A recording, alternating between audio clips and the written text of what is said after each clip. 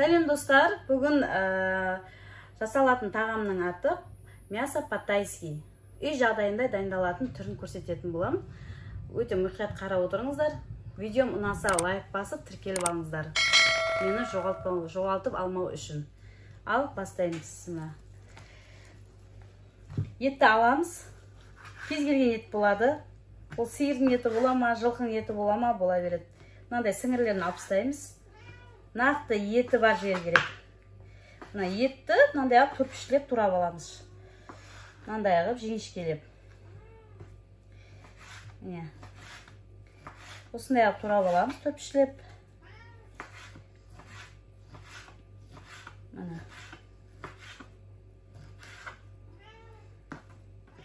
Мына сүйегін қоспасаңыздар болады. Етпен өзінен ғана жасалынады. Етін сылып алдым. Артығына жүрек қоя салдым. Так. Етті молдырақ қып турасаңыз да болады. Етін көбірек жақсы көріп арасына қосатын болсаңыз. Шамалы аздап салсаңыз да болады.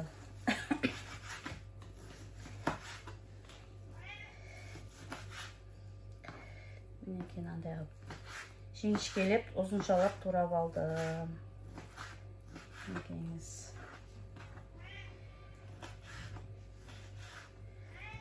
Жаңа біз етімізді турап алдық, әдемілеп. Енді бізге керек зат болгар бұрышы, тұшы, цветной деп аталады, түрлі түсті. Қызыл сарысын, сосын қияр, сәбіз, қызанақ, укропымызды қосамыз, дәмі келу үшін. Енді қазір бұны қалай турайтын көрсетемін сіздерге. Аламыз, ондай қатты ұсақтамаймыз. Только осындай қылып кесеміз.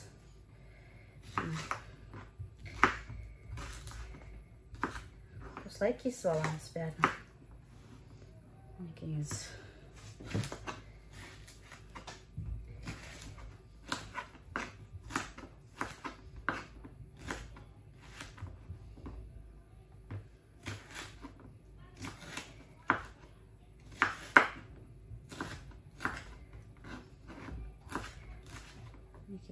Ондай осылай турап аламыз.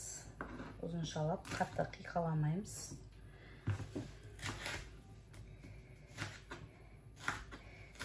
Біз бұндай тамақты, мясо по-тайски тамақты біз көбіне кафеде, ресторандарда тапсырыс береміз. Ал үй жағдайында қалай болып шығатын көрейік барлығымыз бірге.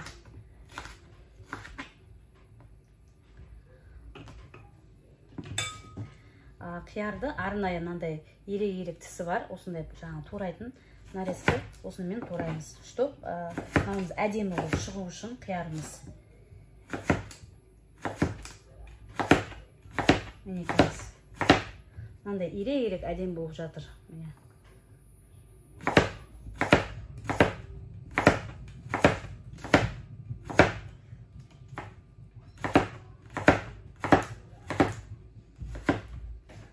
Мінекейіз.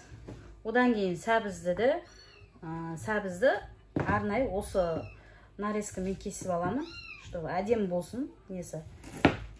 Кескенге де жіңішкелеп, қатты қалың емес, қуырған кезде тез пісетіндей етіп.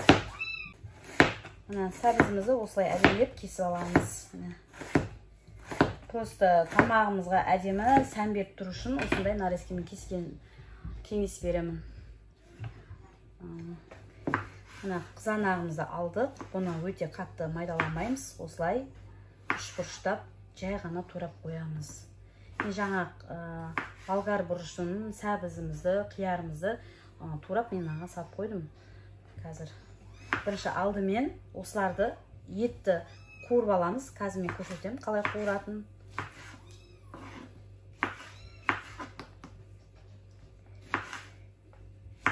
Мынандай қылып көбіктеп, үшбұрыштап турап алдым.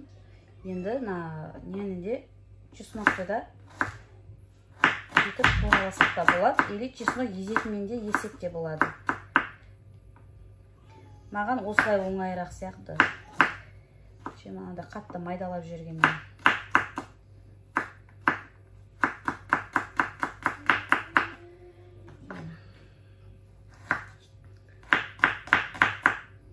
piyaz қосамыз. Пиязымызды турап алдық. Енді пиязымызды как обычно андай қылып турап аламыз. Бір данасы жеткілікті. Бастапқы май қызғаннан кейін осы қиярды салатын, пияз салатын боламыз.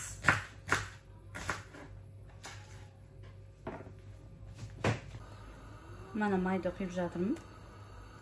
Шама молдырақ болған дұрыс май ше. Сосын қызғанын күтеміз. Әбден қатты қыздырып аламыз майды. Пиязымызды саламыз міне.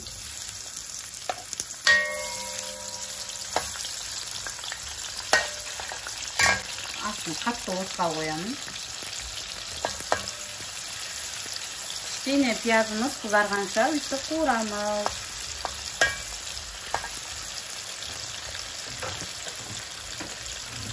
Жуып алған етімізді міне салайын жатырмын.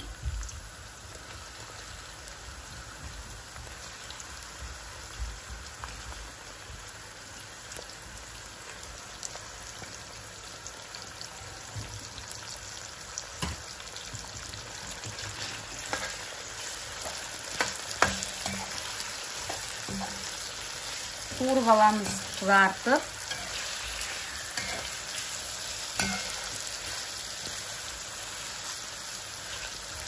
Бұл ет мендегі сиырдың еті болатын.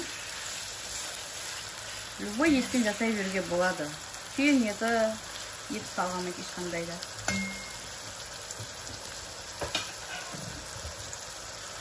Міне тұз салып жатырмын.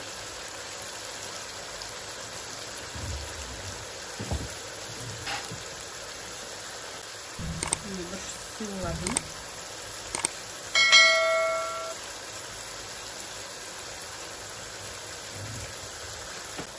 Лавр жапырағын салдым. Қалағанша 2 штук, 3 штук бола береді. Тұз салдым, бүрш салдым, лавр жапырағын салдым. Осыларды әбден бірінші қуырып аламын. Жаңа мен қара бүрш салдым. Енді осыған кішкене қызыл бүрш салайын деп жатырмын.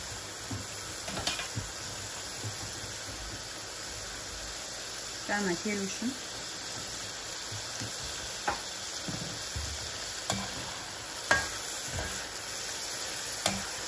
Өте дәмді тамақ болатыны толық сенімдімін.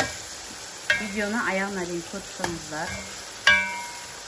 Өз жағдайында дайындалатын мясо по-тайски.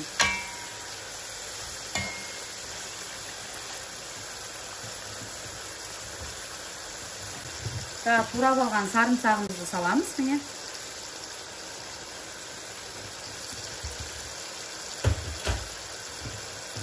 Әбден етті қызарғанша қуырып,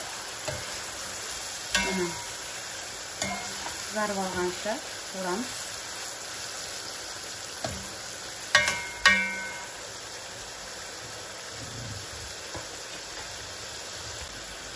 Қуырылып жатқан етімізге кішкене бір кеседе су құямыз. Етіміз шамалы жұмсарып пісу үшін. Бір 15 минутқа су тартылғанша бетін жауып қоямыз. Міне кеңіз.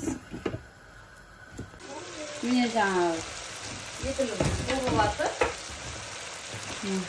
Әдемі болып сүзгіліп қуырып алды. Жаңа біз енді болгар борщымызды, соларды саламыз, көкөністерді.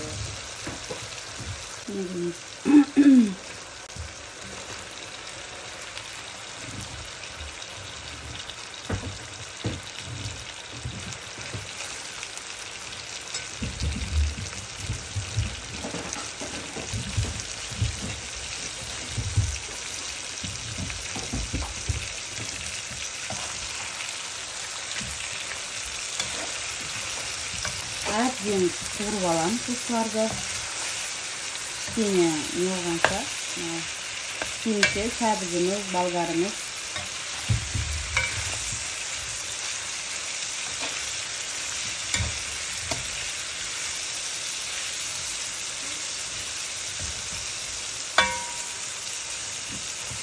Осының үстіне пиязымыз, бір штук пиязымызды турап салып береміз.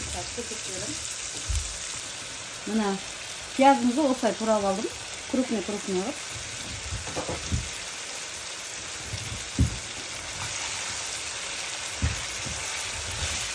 Бәрін әбден араластырып аламыз.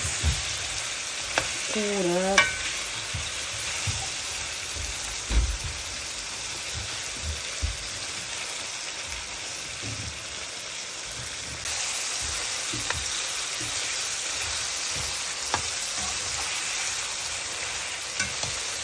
Осы майына әбден қуырып аламыз барлығын. Кішкене отын азайтамыз. Етін бір 15 минутқа жуып қоямыз.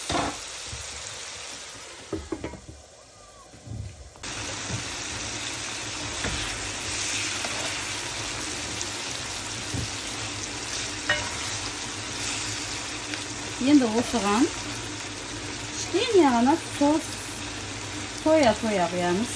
Мынандай қызару керек қиярларын.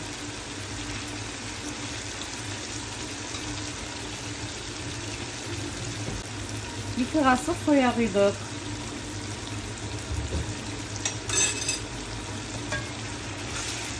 Араластырамыз әбден.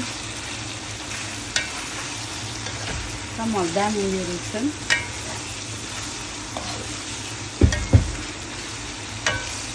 Енді осыған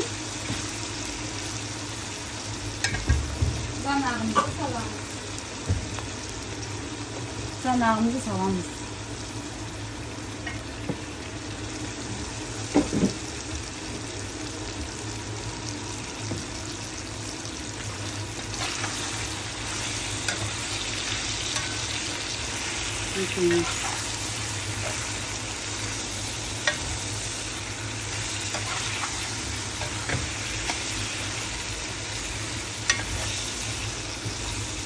Он 15 минутқа помидорымыз әбден қуырылғанша қосып қоямыз. Етін жауып. Мына кішкене кастрөлге май құйдым.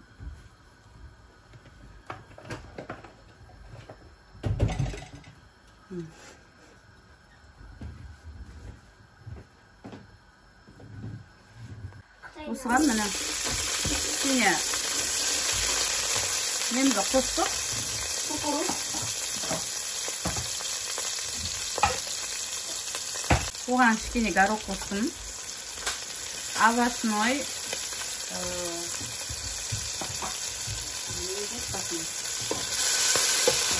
гарнирге мына екеуін әбден қуырып алдым. Кішкене майдан қыздырып, горох пен кукурузды 4 кесе күріш дайындадым. Соған есептеймін. 4 кесеге 6 кесе су құямын есептеп.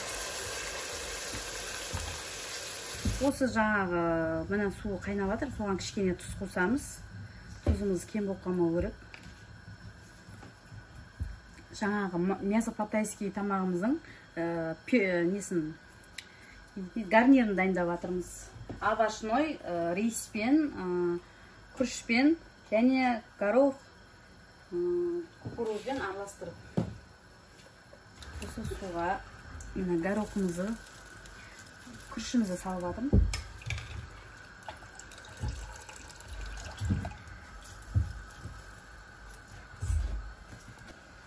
Мына күрішімізді салып болдық барлығын. Енді етін жауып қоямыз. Кез келген күріштің бетін арасын пісу үшін мындай қылып мен домалақтап кесіп алам. Астын жайы өте баяу отқа қойып алдым. Етін кез келген үйде пленкамен бетіп жапсаңыздар болады. Сол кезде күрішіңіз әдемі, бір-біріне жатыспай әдемі болып шығады. Міне бетін жауып қойдым.